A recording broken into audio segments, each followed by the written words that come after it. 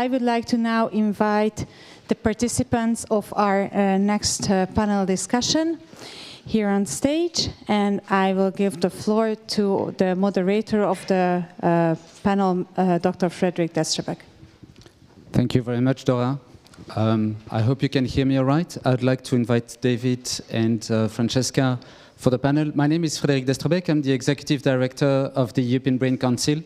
It will be my pleasure to moderate this panel, talking about cooperation, but at a global level, and particularly on how we should foster that global dialogue. So I'm really pleased to have with me Professor Francesca Cirulli. Francesca, you are Research Director at the Center for Behavioral Science and Mental Health at the Istituto Superiore di Sanità in Rome. You're also a board member of FENS, the Federation of European Neuroscience Societies, since 2022. You're the chief editor of Neuroscience, a journal of the International Brain Research Organization, and also the chair of the ALBA network promoting diversity in brain science. And David, you're Director of Research at the Faculty of Medicine at the University of Cambridge, honorary consultant in neurocritical care, still at Cambridge, and also the joint coordinator of the International Traumatic Brain Injury Research and the Center TBI, and you'll explain to us what it is about a little bit later. We also were meant to have Dr. Balázs Rózsa with us, but unfortunately, Dr. Balázs Rózsa is off sick and presented an apology. So if you bear with us, we'll have the conversation with our two panelists right now. And as it was suggested, we'd like this to be really participative and interactive. So please think of questions you'd like to ask to our panelists, because the floor will be given to you for Q&A at the end of the session. So Francesca, I'd like to start with you and actually get started on what we heard from the Deputy State Secretary, Laszlo Bodics, and Irene Norstedt from the Commission on the need to restore the position of Europe and European countries on the map of the world, I should say. So why global dialogue, global collaboration is important, and what is the need in the brain space in that respect? Thank you. Thank you, Fred. It's a very big question, the one you're asking me. We've got an hour, so take it easy.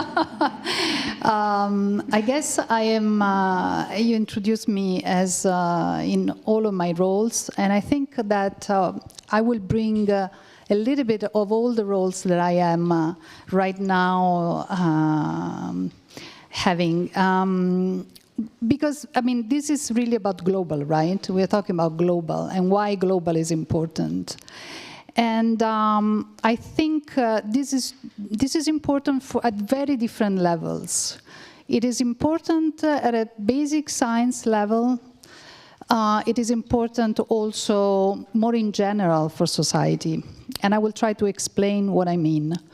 I don't have to tell you what the burden of mental disorders is. You know very well that the pandemic has shown us how much, independently from COVID, from what actually COVID did, that there is a huge gap between what we are experiencing in terms of burden of these disorders and treatment. So we know we don't have a lot of effective treatments. I'm thinking about major depression, for example. We know that antidepressants are not effective in all patients. And this, being in 2024, I think, tells us that we're really far away from having, reached a, how shall we say, a decent level of care and treatment for patients. How do we go about, moving forward? How do we move forward?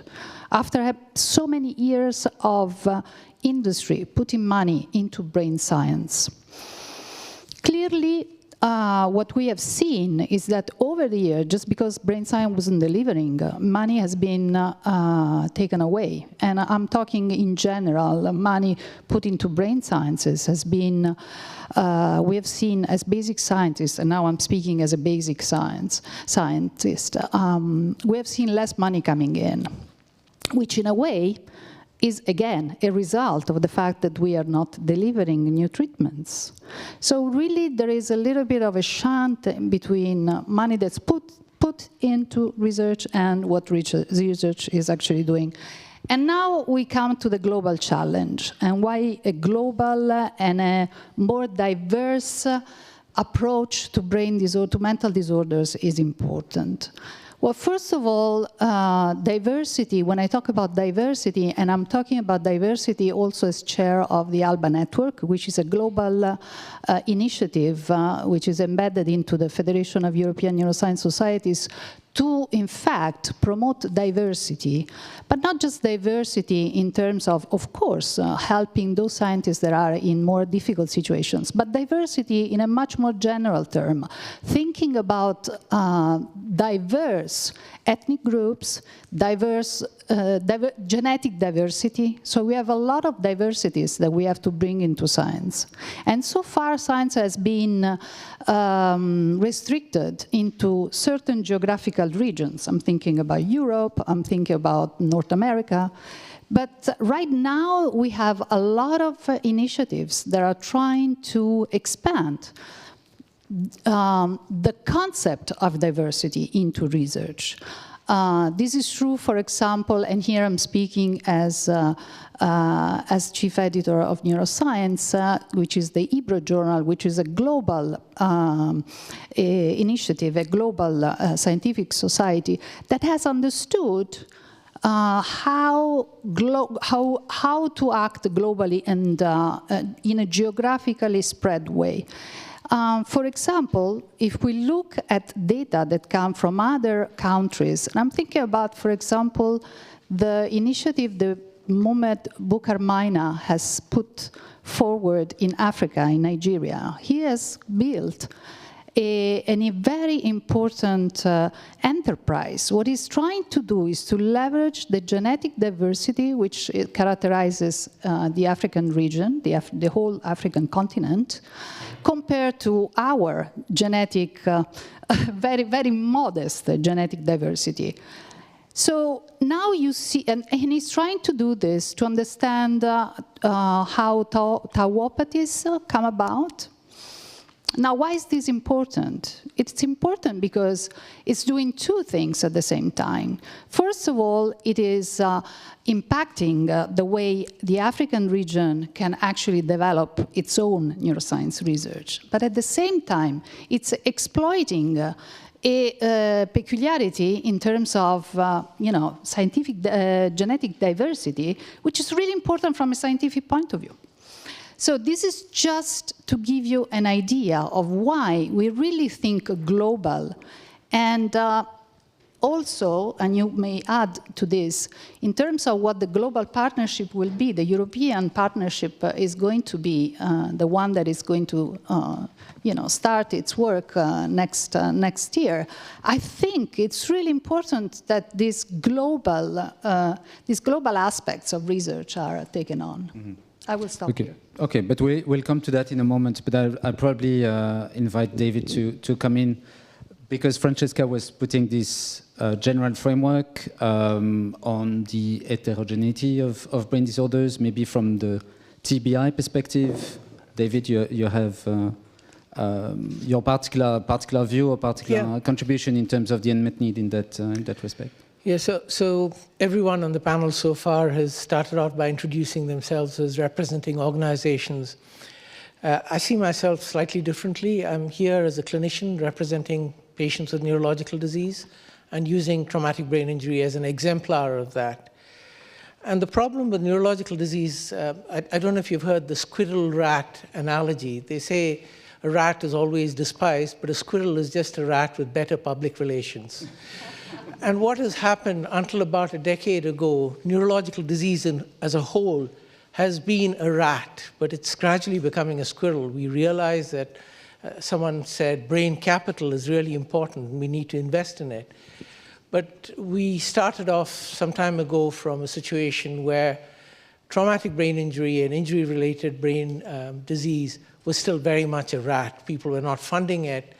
People had attempted to fund it and make it a squirrel, but as Francesca was saying, they'd invested billions and pharma had moved away from it. So we were in a situation where it was a very important disease. Its incidence and prevalence were at least as much as other more visible diseases like Alzheimer's disease, multiple sclerosis. And it was a particular problem in low and middle income countries. And when we talk about global impact, that's really a thing we have to take into account. As the Bible says, am I my brother's keeper? And we are our brother's keepers. And we have to make sure that science that we deliver empowers not just our own populations, but the global population. Even within Europe, there are 1.5 million admissions from traumatic brain injury, getting on for 100,000 deaths every year. Just to put it in perspective, if you take injury-related deaths, most of which are due to traumatic brain injury, every 7 seconds someone's dying of traumatic brain injury. Every day, the equivalent of an Airbus 328, which is what I came over from in the UK this morning, is dying from injury-related deaths. Every week, half the population of Hungary is dying from injury-related deaths. These are big numbers, and unless you reduce it down to these relatable numbers, it's difficult to know. It's not just deaths. 50% of people who are well enough to come to the an emergency department and are sent home with traumatic brain injury don't return to normal at 6 months. They still have either physical or more often psychological disability. And it costs a lot. The estimate is that 1 in every 200 euros that the world makes from the GDP is spent on the cost or consequences of traumatic brain injury. So we need to bring all of this fur onto the rat that is traumatic brain injury and make it a squirrel. But despite this, when we started out about a decade and a half ago, what we found was that despite this huge impact, we were not actually well coordinated. Pharma had become disenchanted from negative trials and had moved beyond traumatic brain injury, moved beyond neurosciences actually in terms of clinical output. And the world had started to ignore it because other diseases with better PR had become much more popular in terms of global assistance. So if you take normalized for disability-associated life years, what happens is if you look, HIV has $4 spent on it for every DALY, malaria about $10, tuberculosis $25, traumatic brain injury about 5 cents. So we needed to get this going, and actually a very remarkable collaboration between the European Union, the National Institutes of Health in the US, and the Canadian Institute for Health Research. And this was a collaboration of funders came together to create the International Traumatic Brain Injury Research Initiative. David, can I interrupt you here just a second to ask what was the trigger for that collaboration? How did it come about that there was this level of awareness? Because the figures that you just provided is really something. I mean, we keep hearing. To be honest, I didn't know it was so low for TBI. But how did it come about to have this degree of awareness and then willingness to set up this collaborative platform? So what happened was that we had been grant holders on US grants, and they had been on small grants from the EU.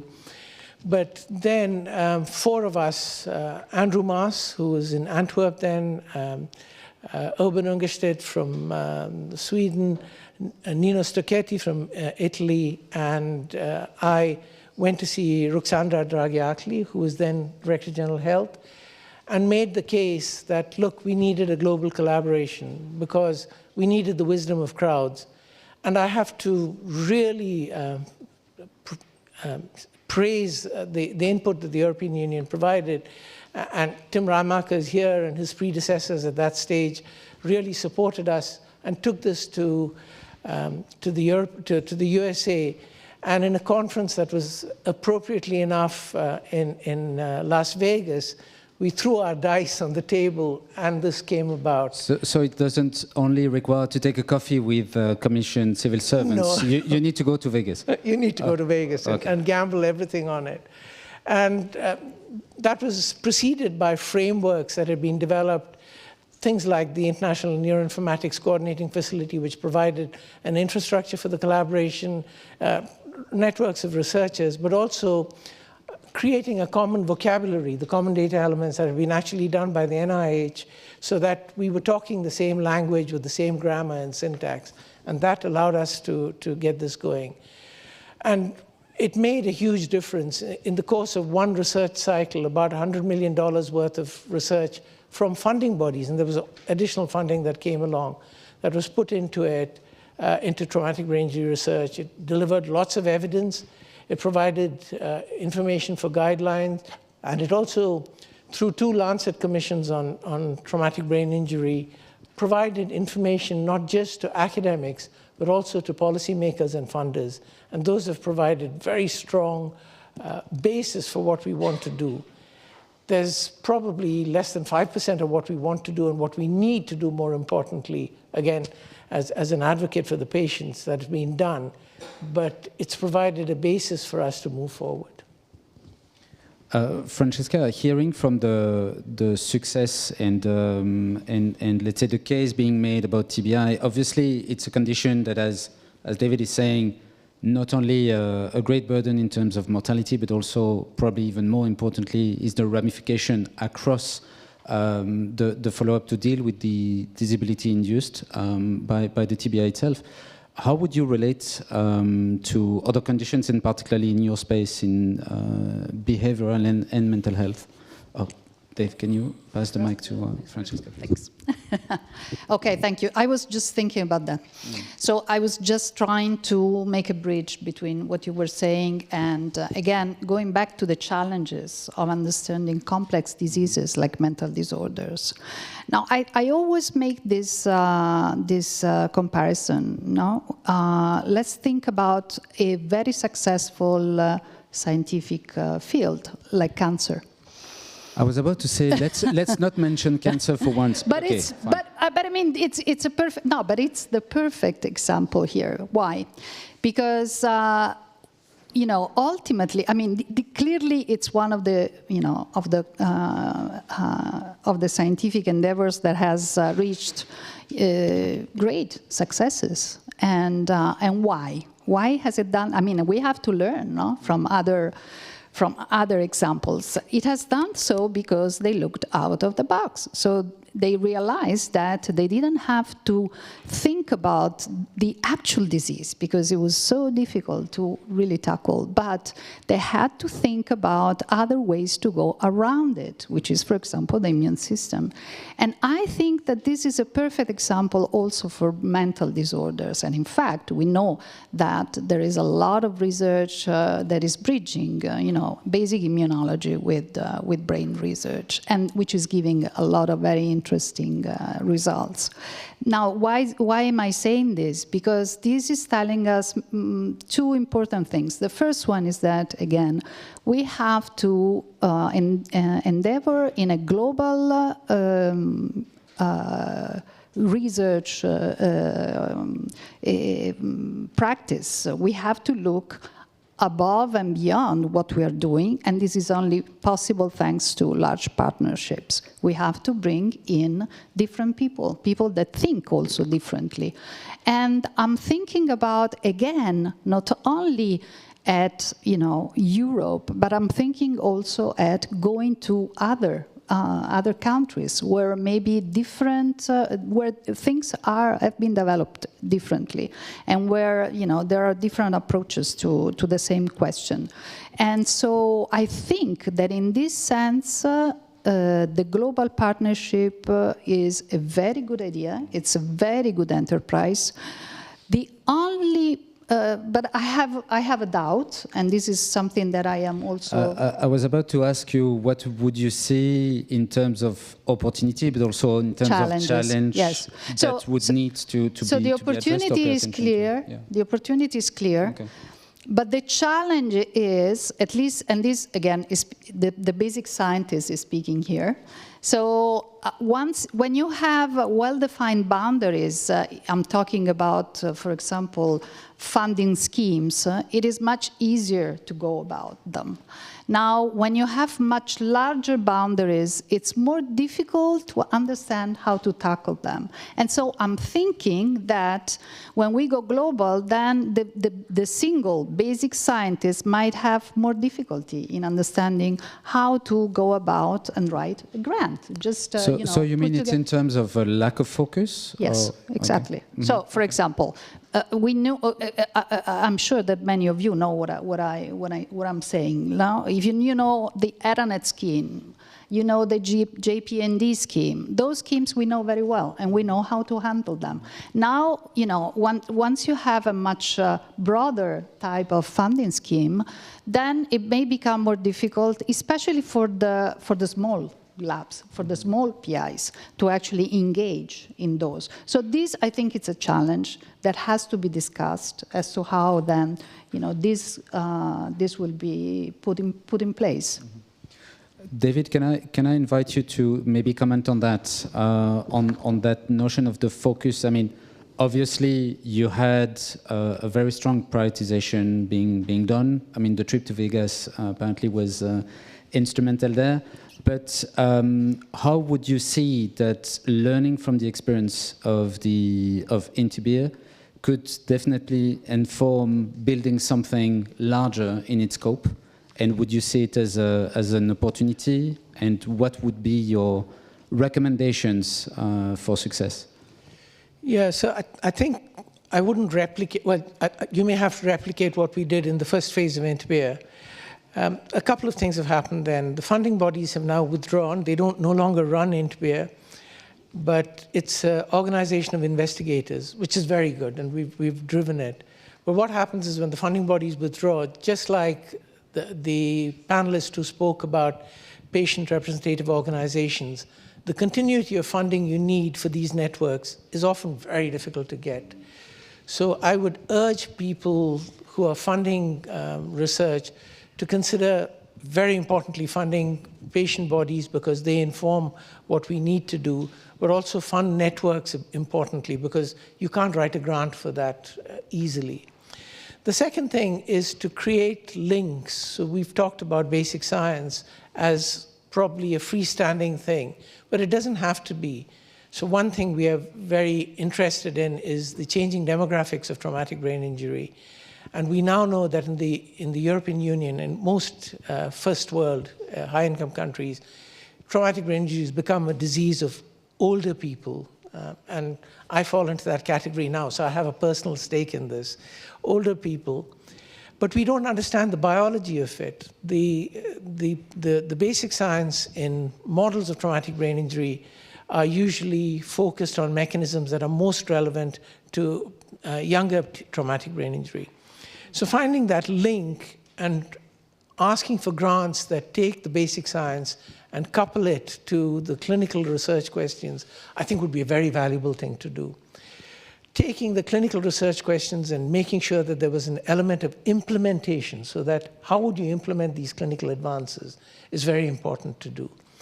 Taking the translation from high-income countries and saying, how could you use this in resource-poor situations? Because as someone commented in the last panel, there are parts within the heterogeneous European Union where resources are limited. And the lessons we learn can be translated to and can be learned from low and middle income countries by running the research there.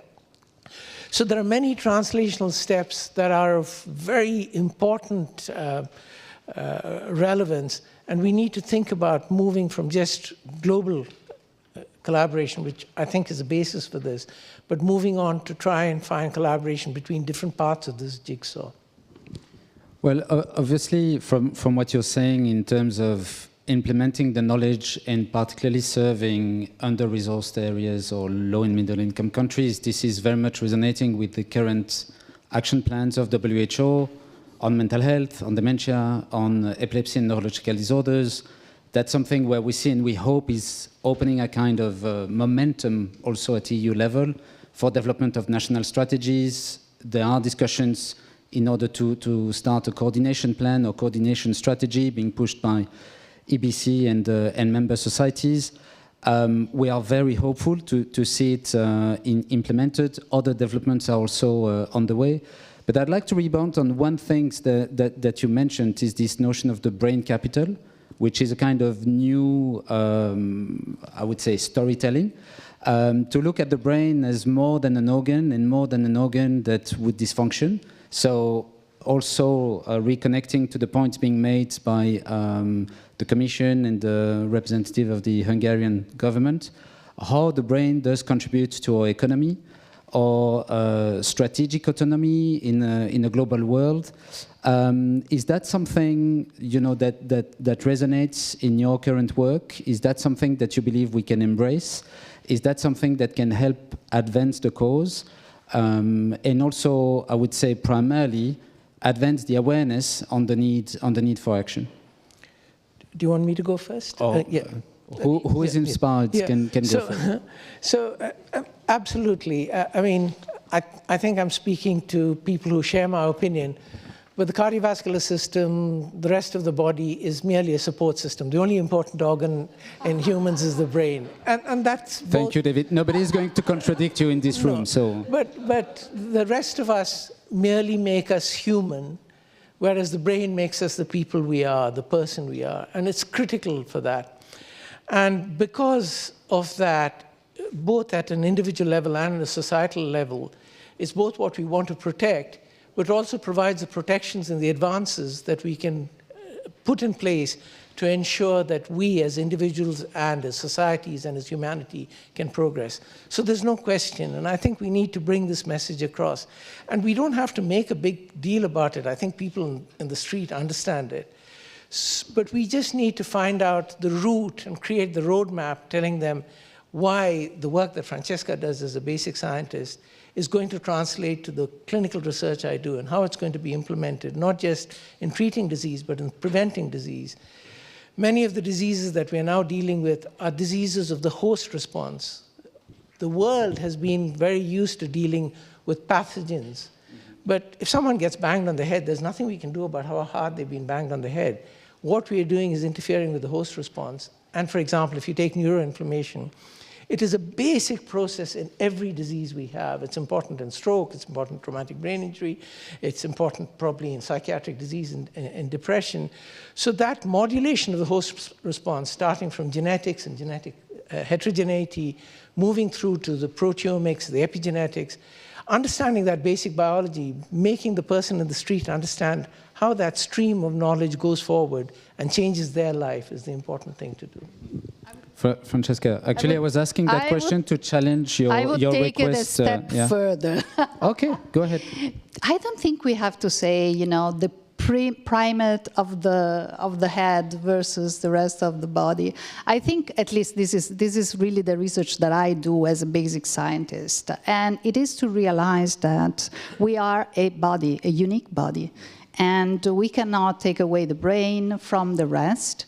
And what the brain does is very much connected, actually, it's inherently connected with the rest of the body and vice versa. So we know more and more. I don't have to mention the gut-brain axis to, you know, indicate a clearly new concept, which is really old, and that is that mens sana and corpore sano. We know that the body is strictly and interdependently connected with the brain. And so we cannot think of brain health without thinking of the whole body, the whole body's health.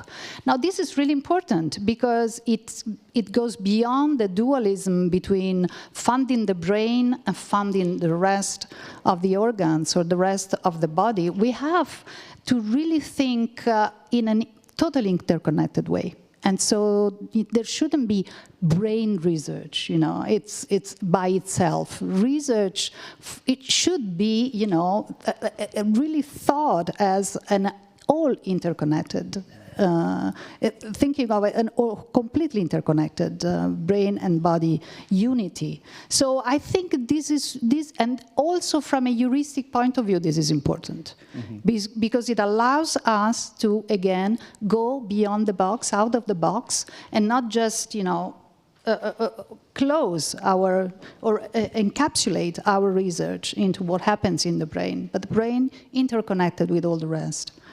I'll make use of that as a transition to see how interconnected our panel is with the audience, and open it up. So are there any questions? And happy to have and start a discussion. Or is it clear enough? Or should we be even more provocative? Dinko. I should just make the point that I agree completely. Well, by the time the mic arrives to Dinko, David, yes? I should make the point I agree completely with Francesca about the whole body. I was just making a humorous point, but without a doubt that is the case. And no, but please don't agree all the time, because otherwise it gets boring for the audience. So, Dinko. Okay, thank you, Fred. This is great discussion, as always, what you organize. So, sorry, Dinko, just can you introduce yourself for everyone's benefit? I thought everybody knows me, but okay. Yeah, I thought, well, that's what I assumed, but maybe, yes. maybe. So my name is Dinko Mitričić. I'm medical doctor, professor of School of Medicine, University of Zagreb. I'm neurologist by training, and here I'm representing Croatian Brain Council, which is part of one of the national brain councils, which collaborates great with Fred, European Brain Council. So there are so many interesting points in your discussion, and I would just maybe go in one maybe intriguing direction. So I think paradigm in researching of brain diseases changed dramatically in the last few years, including traumatic brain injury and other brain diseases or psychiatric diseases. So maybe 20 years ago, when I was a PhD student or started to do research, when we found one brain marker, like beta amyloid in liquor, everybody was discussing what we can do with this marker, and then the whole world was reading these papers.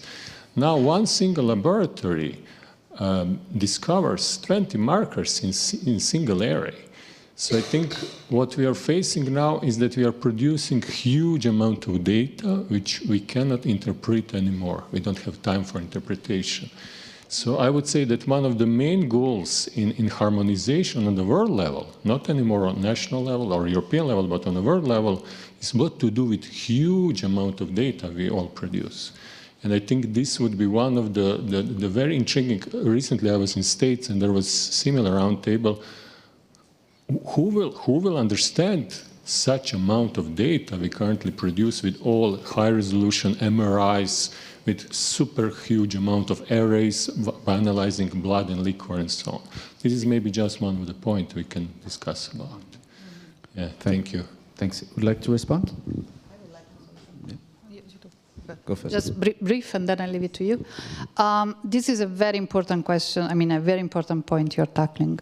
And I think this is one of the reasons why we are not progressing. We are collecting data without important hypotheses and without important thoughts. We have to think, and then we collect the data. It's not just we collect the data and then we think what we do with them. I don't think that is the way to go. Clearly, having a lot of data is important because it tells us, trends, and we can think about, population level. That is very important. But without a thought, without having important hypotheses on function and how things work, we cannot, the data will just be a burden for all of us. So I am going to disagree. Great. Thank you, Dave. So I think that is important, but if I go to the example of Center TBI, so the European Union funded Center TBI, which was a cohort study of 5,000 patients approximately with traumatic brain injury, 30 million euros. And we had hypotheses, and we addressed those hypotheses.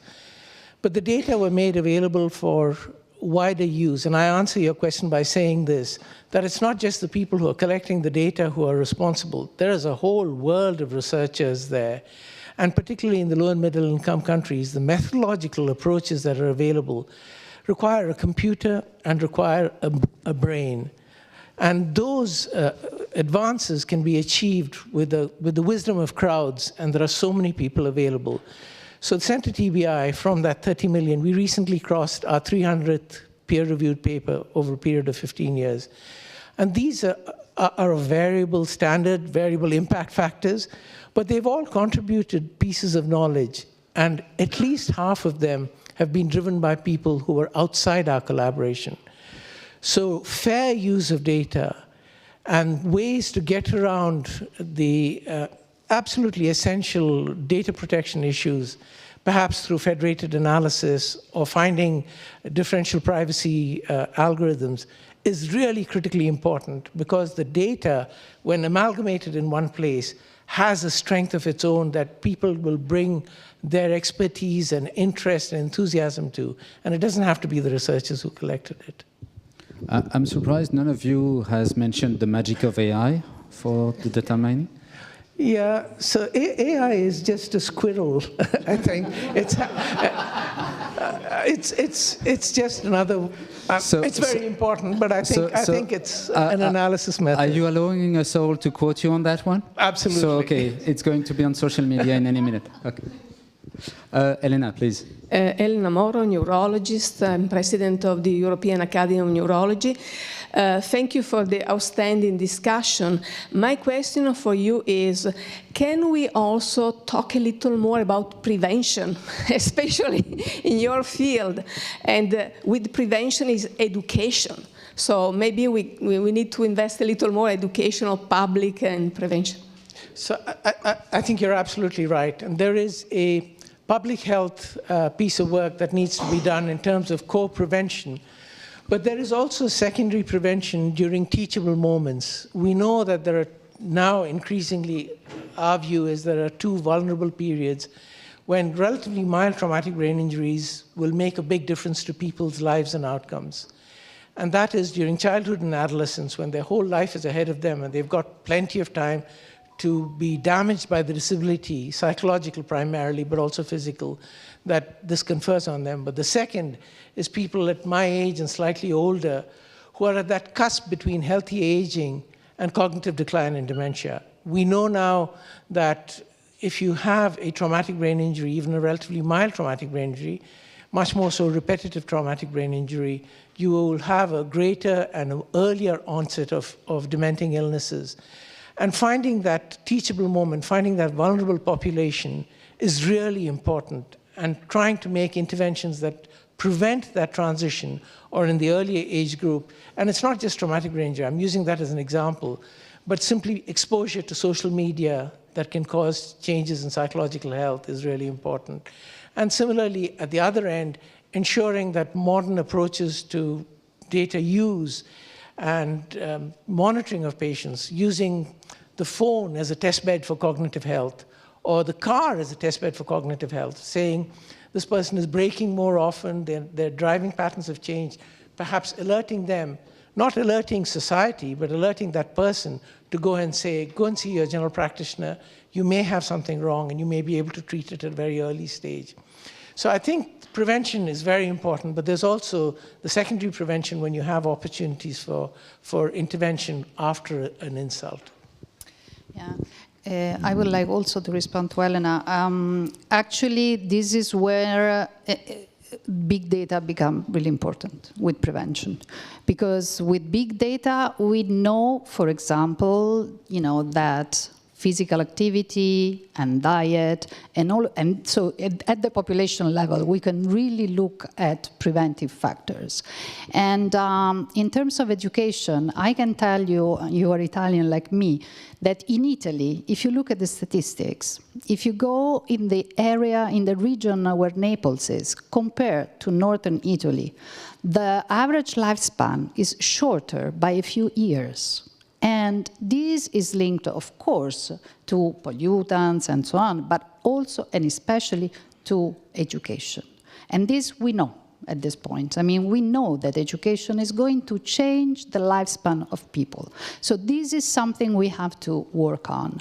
I mean, if we were to say something, to redirect funding that we are for sure that will be important for the population health and to save money, it's, on education. I totally agree. Before taking the next question, just wanted to bring you back into the topic of our panel, because yes, how does that inform the notion of the global dialogue in research? Because getting into the socioeconomic determinants of health is definitely an important area of discussion. I trust it will be part of many other talks in our 2 days of meeting.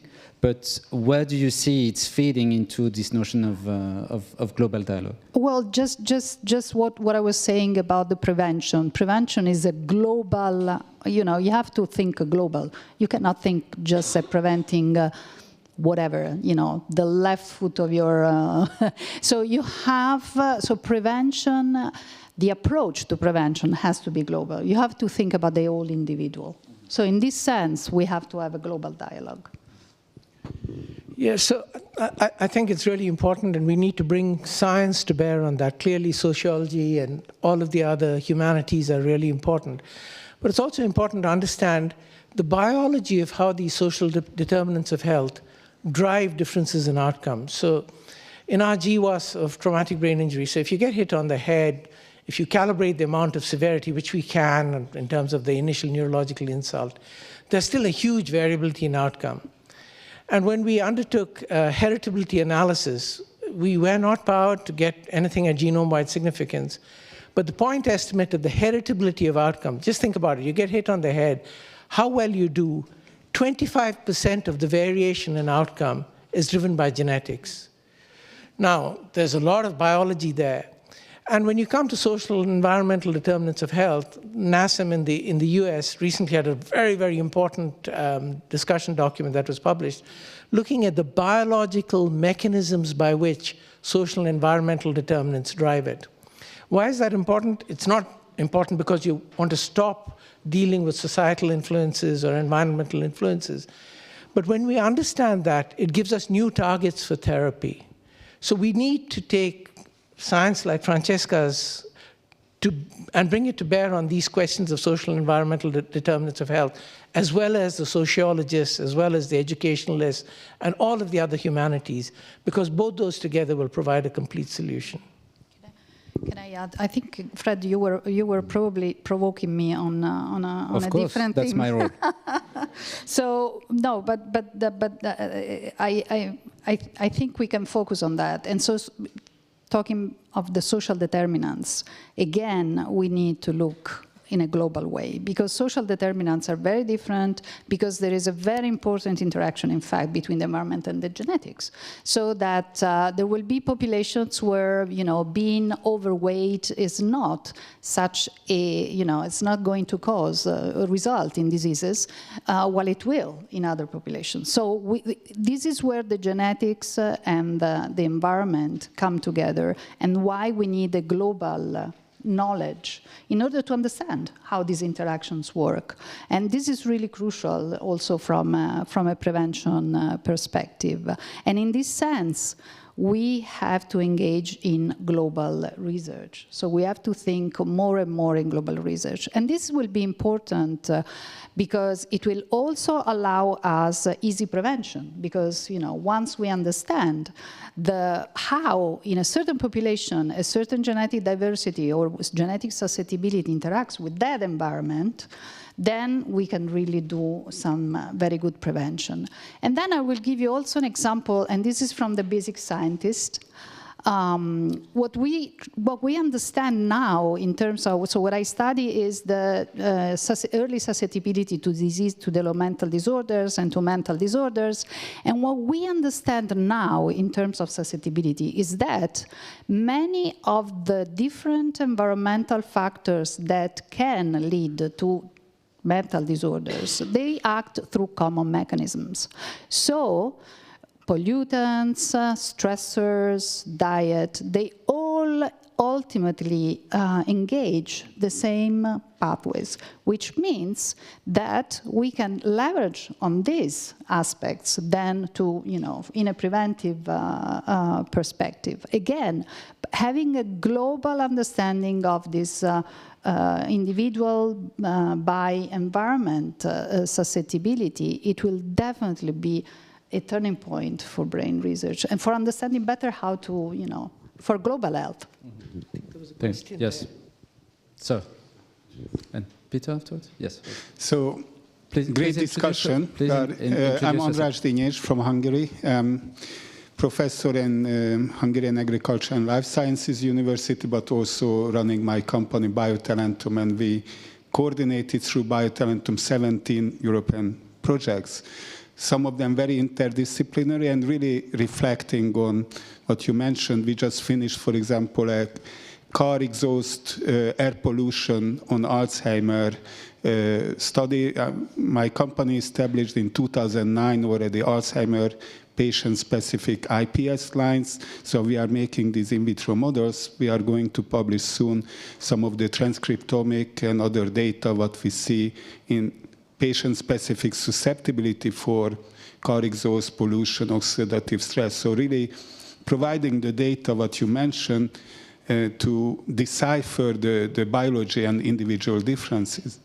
But what I've seen is in a problem, in a Marie Curie training network I coordinated, one of the colleagues from Vienna, there is a new, actually, Ludwig Boltzmann Institute on network medicine.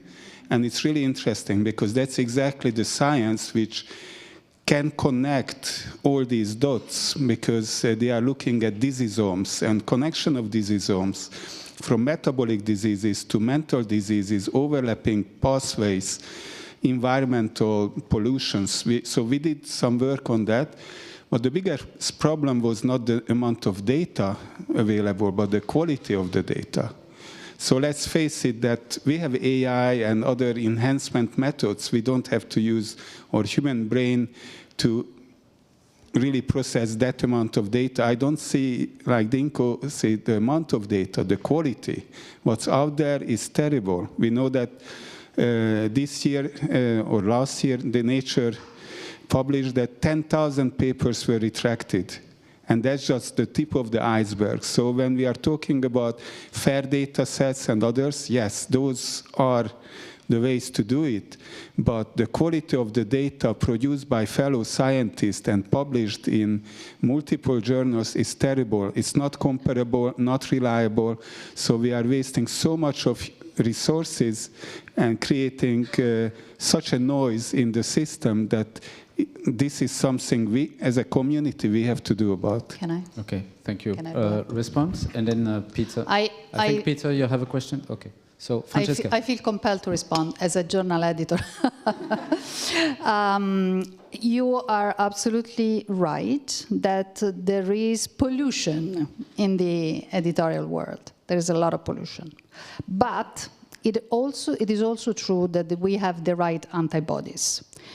And there is, apart from those who are now professionals looking for, bad data throughout the literature, I can assure you that we as journal editors, I think I can talk for my colleagues as well, we're very much aware of this problem and we are dealing with it. It's unavoidable.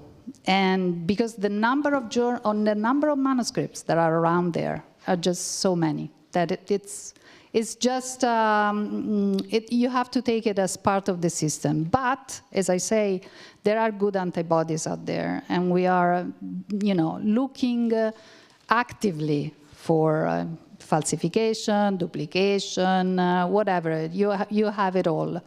I was just curious to know whether you were referring to human data or just in general basic research data. The problem can be with any kind of data, but of course we looked mostly at human data or transcriptomic data sets, proteomics, we did multi-omics. So I think I can strike a point for basic research, and in particular for animal models and cell models, where you can reproduce in more constrained way and more controlled way whatever is out there. So I think this is one of the times where animal models are one of the many times where animal models or cellular models can be very important, because they can be confirmative of whatever you can find, out there in the clinical data. So we have ways, again, to combine all of this to make sure that what we have is, and this is science, right? We have to reproduce, and things have to be reproducible. And this is the good aspect of doing science, that you have to reproduce, and you have many ways to do it. Yeah, while Francesca was talking, I just realized that I hadn't answered your question. It's a very political thing that you ask the question and you give the answer to a different question. The question you ask is, why is global research important? And I think it's important to answer that, because that's what the session's about. And I think it's a question of numbers. First of all, it's a number of data sets, both for preclinical and clinical research. The second is, it's the number of researchers, as I was talking earlier, people who can actually leverage the data that we provide. And third, it's numbers in terms of the funding. It is no longer possible for every funding institution or every set of funding institutions to fund all of the research they want. And finding ways to bring complementary bits of research together, either just increasing the numbers or different parts of the research, is the way we will go forward in trying to deliver complete answers to these questions instead of fragmentary answers to these questions. And going back to the quality of data, I mean, clearly there's an issue of reproducibility.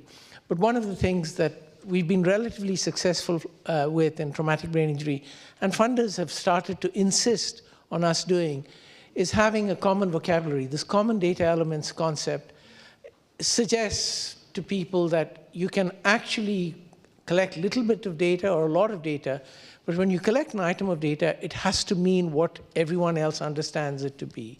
So finding common definitions, common grammar, common syntax for science is really important within each body. And finally, bringing all of the different disease data sets together is also important, because there are commonalities of mechanisms, and looking for disruptive ways of doing research. And this is one disruption, saying that mechanisms are not disease-specific, we can go across diseases, but finding disruptive ways to collect data, online assessments of cognition, online assessments of outcome, which can be done in a very cheap and scalable way. Even for the biology, collecting samples remotely and getting those banked, and then using the more readily available cognitive and phenotypic data to pick out subsets of those dried blood samples to look at these mediators. These are all ways that we can actually democratize research and make it not so expensive for everybody. And I think those are the opportunities that are available. Thank you. Peter? Thank you. And thank you very much for this nice panel. And I was touched by many, many words and many, many phrases what we usually use. My name is Peter Kerry. I'm president of GAMI in Europe. It is a patient organization in mental health. And something came into my mind when you mentioned that cancer was a success, somewhat. And, cancer can happen around us. And cancer happened around us, and it was easy, not easy. If you think back, it was not easy to discuss about cancer as deeply as today. But today, it is much easier to understand that this suffering is happening. It might happen to me, and certainly everybody looked at the issue. But still today, we do not imagine that major mental health issue can happen in my family. It won't. I was 43 when major mental health issue happened to me. I always imagined my life that it will be brilliant, and certainly nobody is proud to have a mental health patient in the family. However, it is totally normal to have, a cancer patient in the family. And when we compare the amounts, cancer amount is this big, neuro or brain amount is this big, mental health amount is this little. Why is that? Because who will be there to say that being mentally problematic, I don't know how you want to say that, is as normal in the society as having cancer today. And it can happen to anyone. And that's why I added it to your sentences, because researchers should be there as well to state that it is absolutely a normal thing in this society.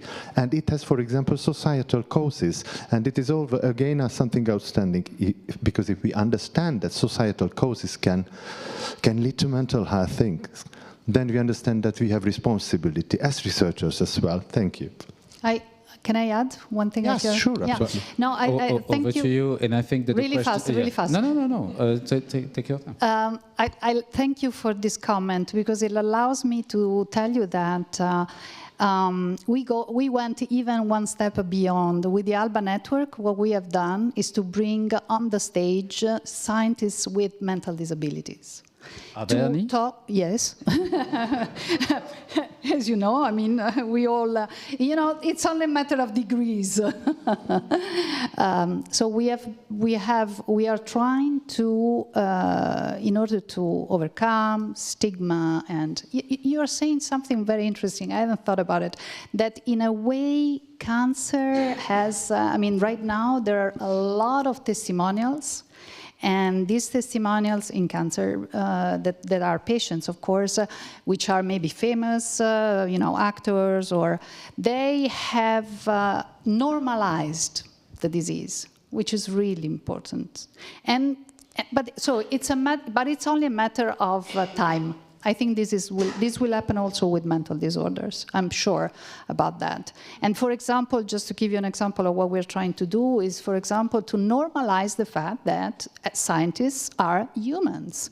And like all humans, they get diseases and they get also mental disorders. So this is really important, because if even the scientists, the neuroscientists, those who study these diseases, manifest the fact that they can have those disorders, but nonetheless be scientists. I think that is really an important message that we can bring around. But on a serious note here, Francesca, there is a lot being talked about in the strain on clinical workforce and the challenges to clinicians and the poor mental health of clinical workers. Would you notice the same in basic neuroscience and in the research community? Oh yes, we are having workshops basically on a monthly basis on the crisis. We know very well, being scientists. Those of you who in this room are scientists. But also for clinicians, it's the same. But for scientists, we are very strained. It's a very stressful condition. We should all be studied.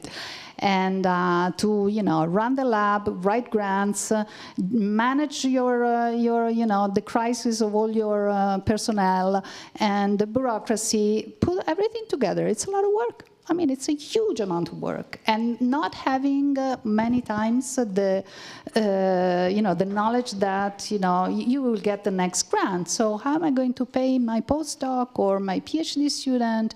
It's a lot of stress. It's always been like that, but right now the whole system is probably much more under stress. So this means that there are more, of course, people that that are stressed out, or they can manifest a full-blown mental disorder. So definitely, yes, this is true. Thank you. David? Yeah, so I'll make 2 points there. One is to come back and say that there are groups of patients who can actually advocate for themselves, and there are other groups of patients who are less able to advocate for themselves. And in the area that we're working with, I take the comparison between spinal cord injury and traumatic brain injury. The spinal cord injury patients are very articulate, and they have actually created a narrative that's very important to take forward. Whereas if you've had a bad traumatic brain injury, you're suffering from PTSD, depression, or a physical disability, cognitive loss, it depends on people like me to advocate for them and patient organizations like you represent. So that's the first thing I'd say. It's really important, the point you made, that the scientists and the clinicians also need to advocate for these patient bodies. The second point I'd make is allied to what Francesca was saying. I'm as busy as Francesca, but I think I have a wonderful life. I work clinically. I have stimulating clinical problems. I work with colleagues, both clinically and in the scientific area, who are very bright and very stimulating. The people I worry about are people who are on the trajectory upwards. It's the trainee scientists, it's the trainee clinical academics in particular, who are trying to balance a clinical training. So there was a time when perhaps I became a principal investigator. If someone is a very good scientist as a clinician, they would be forgiven for not being a very good clinician. That last bus left a long time ago. Now, as a clinician academic, you have to be a leader both clinically and academically. And I really worry about our trainees, not just the clinical trainees, but the preclinical and basic science trainees. We need to find ways of nurturing them so that there's some assurance of career progression, that there's some certainty of funding available. The barriers they've got to leap across are very high indeed, and we've got to make sure that any solution we provide means that the people who are delivering the science are taken care of as much as the people whom the science is delivering for. And I will add only very quickly, as we will need to conclude. I will add that this is something that we have to really think about, because more and more I get people coming to me and saying, I'm talking about people finishing their PhD. Should I stay or should I go into, for example, industry, or just jump and do something completely different? Now, if we don't take care of this, we will not have science in the future. So I think this is really important. Loss of brain capital. Yes, loss of brain capital. That's it. Well, actually, it can sound as an intro to our concluding remarks, because we're standing before the coffee, so it's probably no time to conclude the conversation. And I can feel it can last for long, so feel free to get to the panelists if you have more questions on some of the topics raised. But maybe in a matter of 20 to 30 seconds, what is your wish for the future? And I don't know who feels inspired to get started. More global, yes? More global, equitable research. Okay.